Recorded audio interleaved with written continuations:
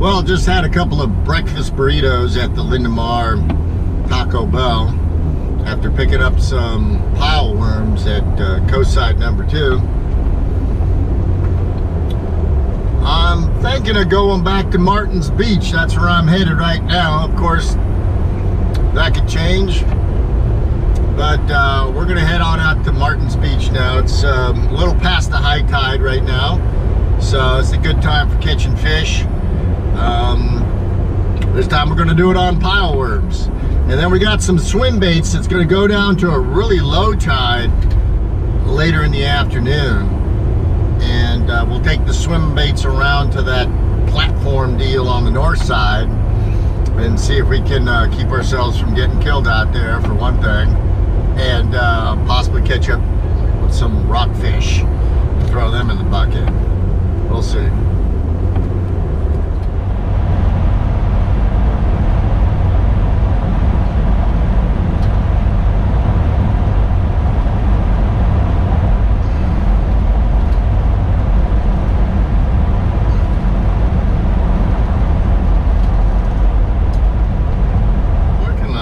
Today there's 3 cars right there. Okay, that's the free parking lot. We're gonna go down and pay for parking because I mean, you got a parking lot attendant down here watching your car for you.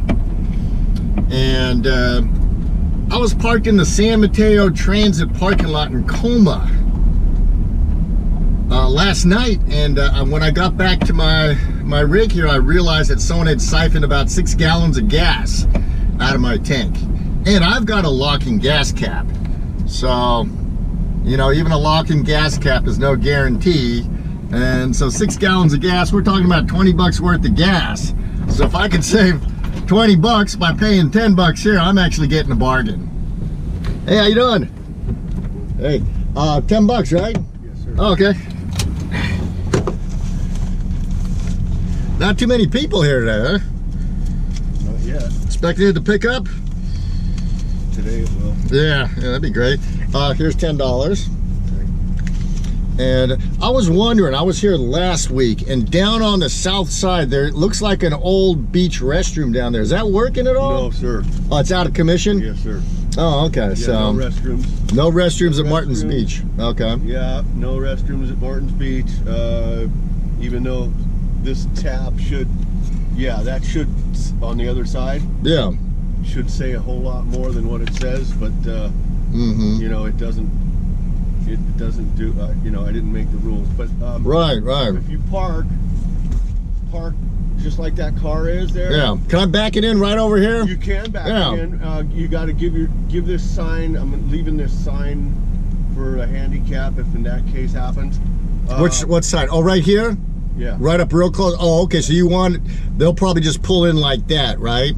If it's a handicapped person, and they can, okay, so I could pull up behind that and back in. That's where I was parked last week. Are Yeah. you surfing? No, I'm a fisherman. Okay. Yeah. Okay. Very Yeah. good.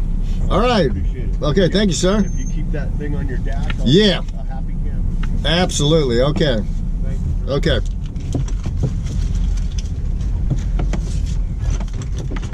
Well, there we go. There's the fisherman.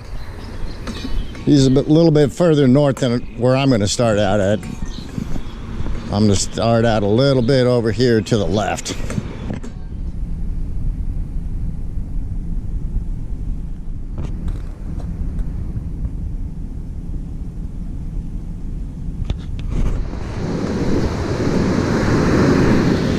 Now there's a little more churning of the sand crabs going on today. A little bit stronger of a surf there. Not much. Now there's the spot I was last week, and it's looking good again. And we got only 2 more fishermen over there, a little bit south of where I'm going to set up. But at least you know the tide ain't going to get any higher than this. It's just going to start backing out. But right now, it just looks primo. Primo conditions for surf perch if they're around. That's the thing, you never know. You never know if they're around. I doubt very much it'd be the same group of calico from last week, because they had some big waves come in last Monday, and that would clear them out. So maybe there's a whole different tribe, a whole different species. There's no telling. You never know what you're gonna run into unless you're, I don't know, unless you know something that I don't know. Oh, here's what I picked up at Coastside today. Mark's got these 2-hook high-low rigs back in again, the ones with a monofilament. I don't know why. I mean, these are my favorite to use. I just like the way they hold the hooks and the way they stay together. The metal ones are just not as durable as these ones. Mark showed me this as a way of storing your hook setup. You can even use this for sabiki lines. Probably about 10 or 12 years ago, and I've been using it ever since. You just get some of these pool floaters and you chop them up, and then you could punch your hooks in to the foam right like that, and then wrap your line around until you get to the next hook, and then punch that hook in and wrap it around, and it makes a real easy setup when you get to the beach. You just unravel the whole thing, put your weight on, and you're in business. And that's what we're gonna do. And then we're gonna put on some of these pile worms I picked up today. A little tip for you on using these kind of barrel swivels here is that always check this little flap right here. You see this little flap here? Sometimes it'll work its way up like that, and then this will be easier to pop out, and then you lose everything. So you might want to check this every once in a while and push it back down. You can do it with your, you know, with your fingers or with a pair of pliers. It's always good to have a set of pliers out here. And of course, okay, so here's our real sandworms. That's good enough for one hook. We've got the same number 2 Pucci hooks that we were using last week. They seem to be doing pretty good. If we get barred perch and start hitting like a school of barred perch, we'll put on bigger hooks.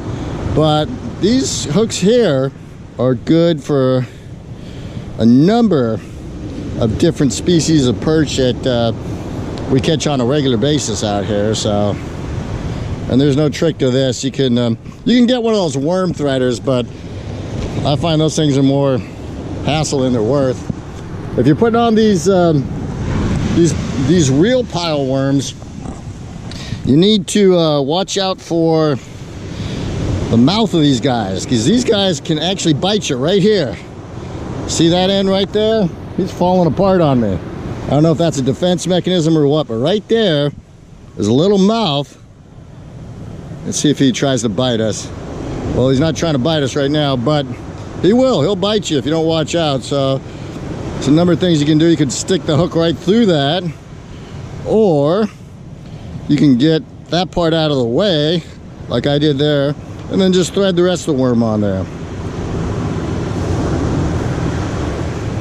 Or, this one's getting kind of greasy here, getting kind of sloppy. That's good enough right there like that. Surfers over there are going out.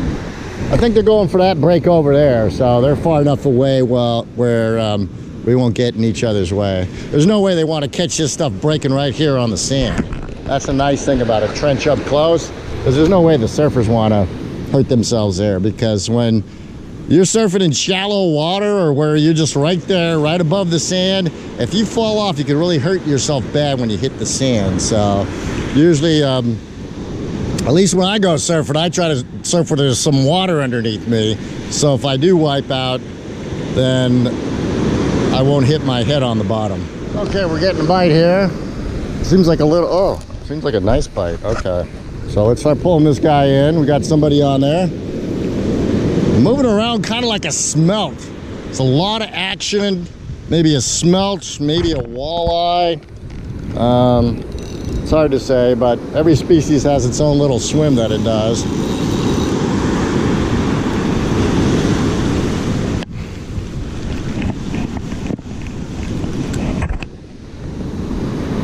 Oh, what do you know? I got 2 of them. Yeah, they both look like pan-sized keepers to me. 2 in 1. This beach is, you can see now, if you had a Carolina rig and you're just dragging one thing across the bottom, in addition to getting caught on the stones that they got out here at Martin's Beach. There's no way you're going to catch 2 fish like this in one shot. And there we go. So it's the first catch of the day. And again, we're using a different bait this week, just to show you that it doesn't really matter what kind of bait you use. When fish are hungry, they will bite. But there's like about 1/3 of a full-length real pile worm, and got that guy right there. And then this other one right here, this one's a little bit bigger. Okay, there we go. There's our tape measure. The size starts from the back here to the very end of the fish at the mouth there. And this guy's almost 10 inches exactly. And his buddy over here, let's see, another 10 incher. So that's good enough. We're gonna throw these ones in the bucket. You know, perch all come from the same, I believe you call it, if you were a taxidermologist or whatever, that you would refer to it as the same family. But yeah, those were actually calico perch, 2 10-inch calico perch. So maybe we've got another school of calico, or maybe that same school that was here last week is still here. Perch are vagabonds. They've got no reason to stay in any one place for any reason at all. See what I mean about these sandy beaches? If you just look at my video from last week, and you can see there was more sand in this area here, kind of going up to here, and because of possibly that heavy surf on Monday would be my guess, they came in and chewed out a bunch of this sand and threw it out there.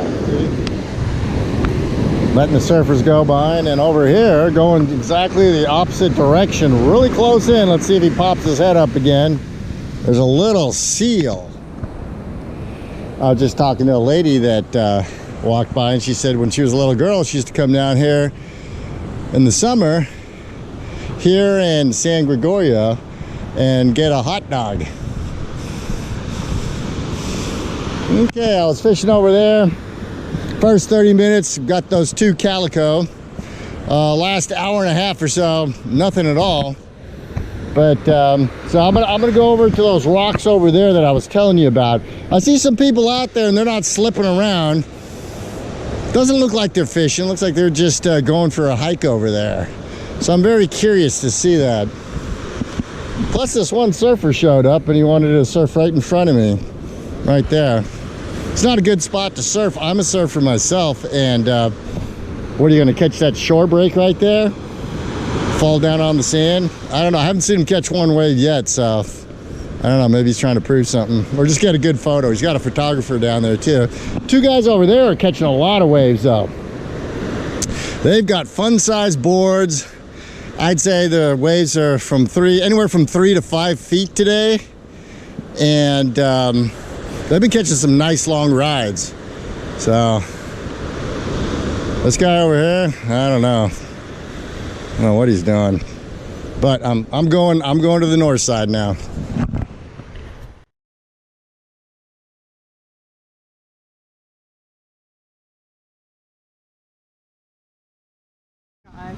Okay, ran into a couple nice ladies out here. And she tells me that when she was a kid, they used to come out here and eat hot dogs at that stand back there. It was one of the private beaches, and you had to pay money to get there. So we mostly went to the public beaches, but we would come out here. But that was even bigger. It was kind of like the back of a shark fin. Yeah. And some of it has eroded, but it's right. beautiful. We're so glad we can come here. Yeah. So much. Okay. All right. See you later. Bye. Yeah, I see what that lady was saying. It does look like a shark fin from this angle right here. A little more pointed at the top though. Starting to look more like a shark tooth. I could probably hike my way out there and see what we got going on over here. I'll bet you there's a lot of mussel over in there. Better off with waders on. You see all that green stuff? I'll bet you that's slippery too. And oh, these guys over here, these guys are fishing. So it'll be interesting to see what if anything, they're pulling up. Yeah, there's some water over there, definitely. So we're gonna try that. And maybe some other time we could go hiking back into here and pull some mussels off the rock and show you how to fish with mussel bait. The good thing about mussel bait is it has a very strong odor. And that odor is an odor that it might not smell good in your living room, but the fish get attracted to it and they will come.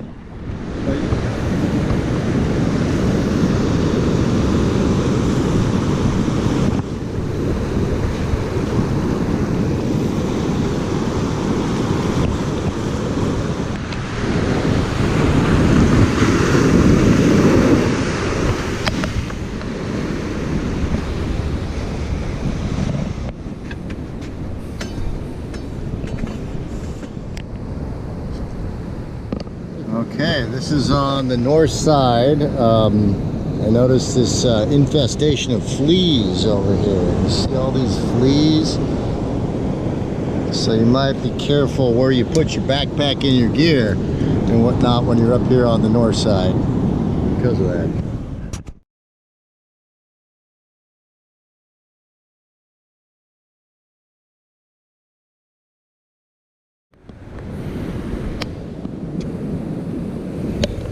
Okay, it's a lot of mossy stuff out here, and it is, in fact, very slippery out here.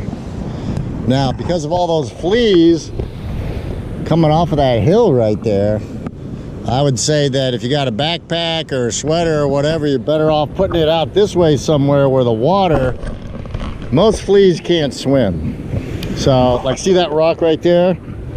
If I was to fish right in here, I would most likely put my backpack right there, but it looks like you can go around even further over here and that the rocks might get a little more dry. Well,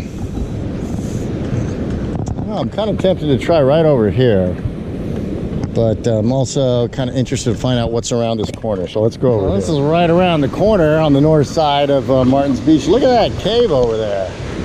That is really nice. That is like heaven on earth right there. And there's another one right next to it. Maybe they're connected, I don't know. But it looks like you can get to that other side too and go even further. I don't know how far down you can go. A lot of slippery stuff out here though. Okay, so we're out here on the north side, out here in where it's very slippery. Ran into these two guys, and I guess there's a school of rubber lip out there, huh? So rubber lip perch? A lot of these rubber lips, they relate to cuts that come inside, and they'll just sit in there and just pick barnacles and little crabs off the rocks. But right in there in the slack behind that wash rock, they've really been biting. Right. It's probably washing some bait right over, and they're scooping it up. All right, thanks a lot. Okay. All right, thanks. These guys said they were still hitting, and they sure are. Look at that, nice silver perch. Yeah. Nice. Look at this guy. Yeah, nice striped perch. Yeah. Rubber lip. Look at that thing right in the middle. Nice. They like the rocks, these guys. They kind of like, their colors are like the rocks. So that makes sense, you know. That was camouflage. Right up against that wash rock there. Yeah. Through, was getting some small bites, and man, he just slammed it. They got small. That's not a bullhead. I believe that's a thorny head. And the difference in the thorny heads is they get. Look at that big head he's got. Wow. Yeah, it's the orange that's telling me, and the lack of markings on the bottom, and the fins are way different on the bullhead. This is crazy looking, dude. You got wild fish. You got another small hook? Yeah, sure. Yeah. Fuck yeah, thank you. Yeah. Try something a little different here, since there's so many mussels and all kinds of other bait here. I've lowered the hook size back down to 2 and put some mussel on here. Right here. This guy over here has got, he's got a cabezon. Nice one, man. These things taste so good. Yeah, they're very good. Yeah. When they're inshore like this, they're always yellow because they're kelp. 16 on the nose. That's a keeper. That's a big old. That's a big old keeper. Kelp Greenling, dude. Yeah, dude, this is great eating. Very good. Thank you for that hook, man. Wouldn't have been able to catch them. Oh, absolutely, yeah. Look at the mouths on those. Cool. Can you get me a picture, Alex? Okay. I'll throw this little guy back.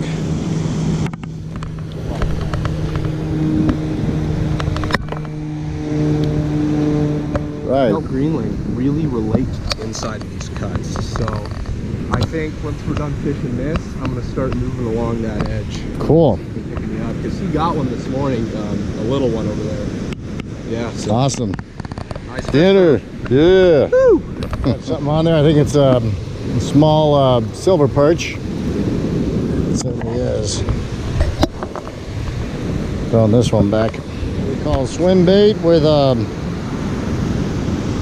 little bit of squid scent on it. And Ben is over there now. He's poke poling for monkey face eels.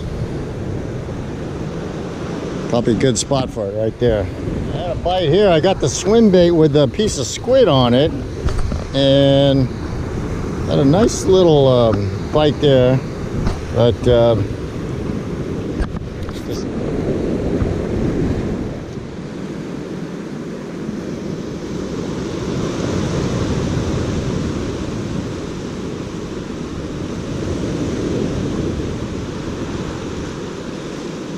close.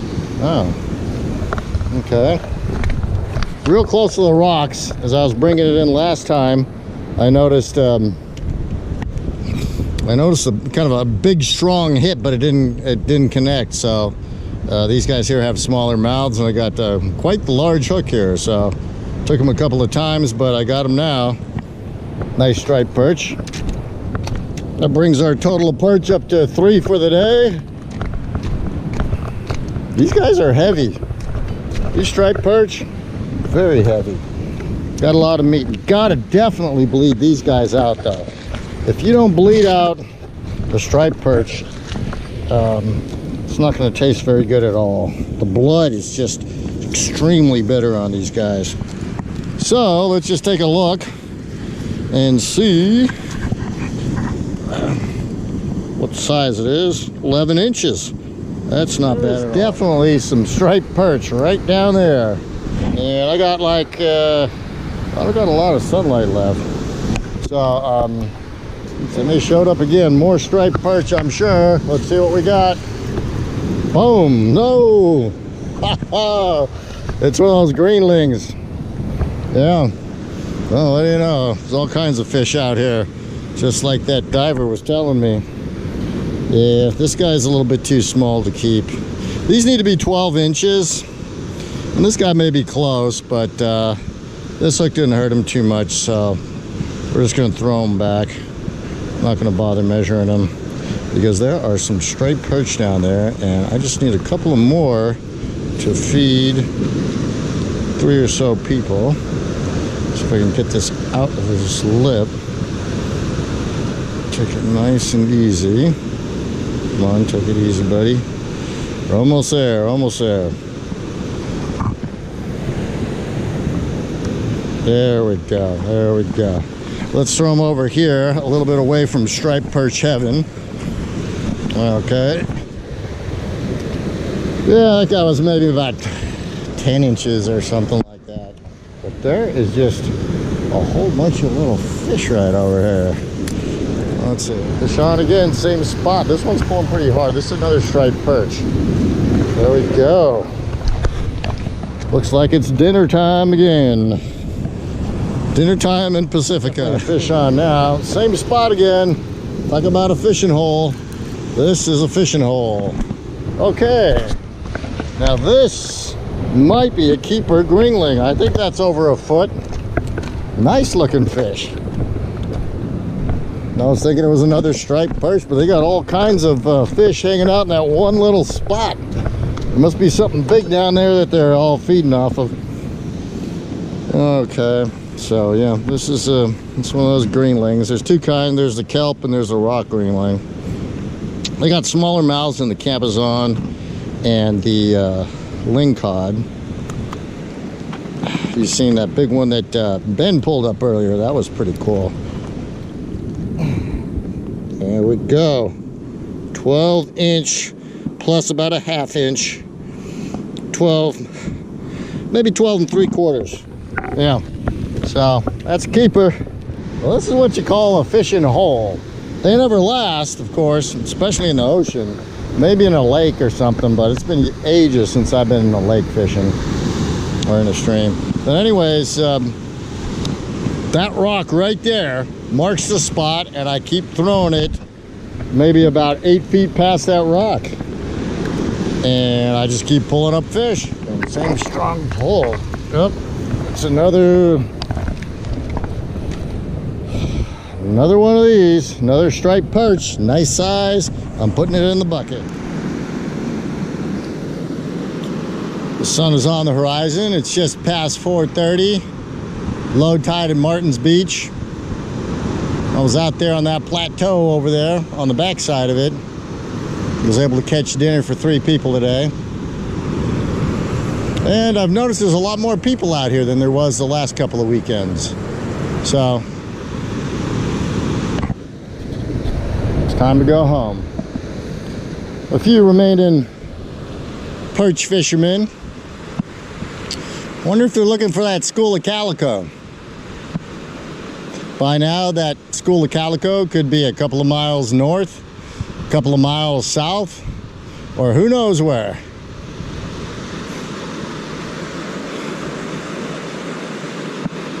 They definitely weren't here today.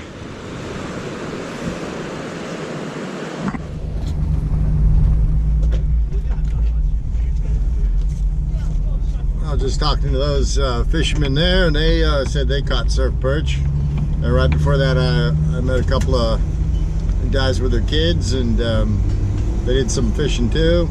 The neat thing is that whether you catch fish or not, it's just that the ocean just brings out the excitement in everybody. It just brings out the goodness in people, you know. And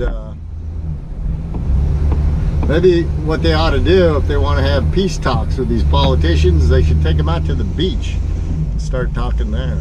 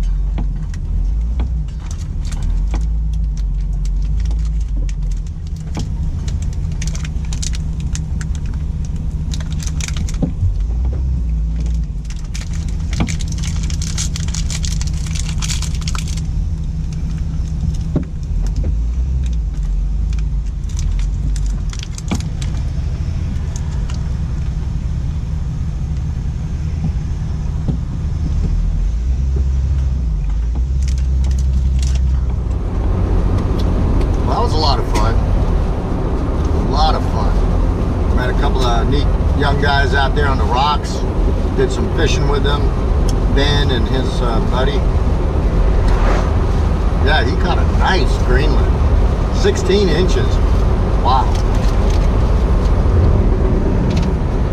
All I can think about is how good that'll fry up. The next time I go there, I am definitely going further north, going around that next bend, because Ben out there, he was doing that poke poling for a while, and he didn't run into any monkey face pricklebacks, but he said the mussel are even bigger on the other side up there, which would be nice. I guess it's a little harder to get to, especially if it's a high tide or whatever. I ran into another crab fisherman at the Pillar Point Harbor cleaning table that wanted carcasses, heads, guts, whatever he could get. I realized that it stinks so bad at that cleaning table because they got that big metal trash can that says fish guts only on it. That's where everybody puts their fish guts. And they've been using that metal trash can for ages. And so it stinks pretty bad right there. I'm thinking about getting some of that stuff that those forensic people, those coroners put under their nose, so that when I go there, it's a little more tolerable. Well, caught 6 fish today. 3 striped perch, 2 calico perch, and 1 greenling. So that's enough for dinner for 3 people. That's nice.